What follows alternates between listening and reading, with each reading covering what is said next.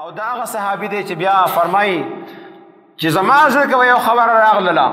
الله تبارک وتعالی به قرآن پاک آیت هغه شانته نازل کړو لکه زما په زړه کې خبر راغله چې مسلمانان طواف کوي او د کې مقام ابراهیم دی کدی مقام ابراهیم خوا کې د موز حکم نازل شي دغه مسلمانان 2 رکعاته نفل کوي ډیره خبي نو الله تبارک وتعالی ته زما دا خبره خو خښدله او الله تبارک وتعالی فورا کلام راولېګو واتخذوا من مقام ابراهیم مصلى مقام ابراهیم باندې مسکوي دا حکم استحبابي دی غړې ډېر حالت کې نه کېږي بیا چې حرم کې کم ځای کې وکړو او که رشنی بیا د هغې خوا کې 2 رکعاته نفل کول د عمر رضی الله تعالی عنه خواهش باندې الله تبارک وتعالی د آیت نازل کړو دغه شانته نبی علیه الصلاة والسلام کور ته صحابه کرام د تلل آزاد بیبیانې وي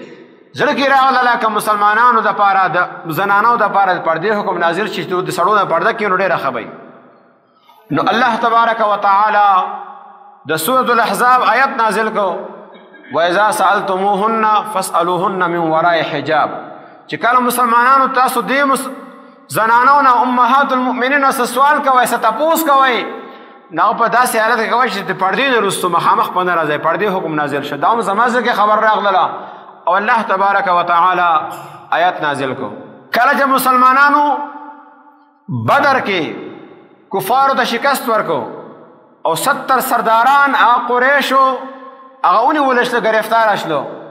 د هغې باره کې نبي کریم صلی الله علیه وسلم رای واغسته صحابه کرامونه چې آیا دو سره څه وکړو د عمر رضی الله تعالی عنه رای دا وه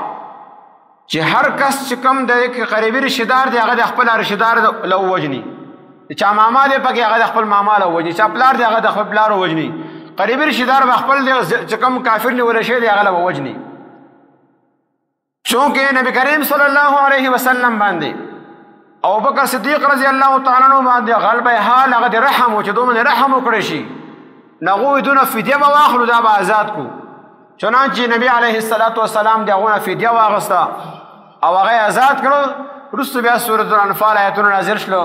چې دا دو چې کوم د سزا قتل او د قتلول په کارونه هغه زما چې کوم خواهش و هغه شانته الله تبارک وتعالی حکم نازل کړو ام المؤمنین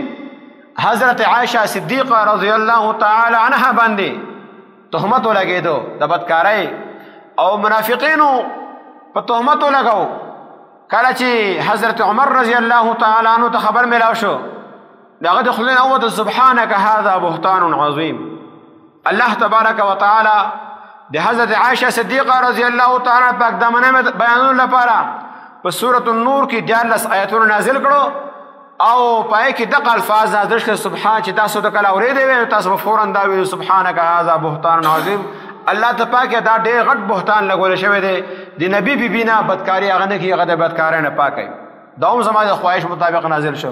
نور د قرآن پاک ډېر آیتونه داسې دي چې الله تبارک وتعالی د حضرت عمر رضی الله تعالی د خواهش مطابق هغه نازل کړي دي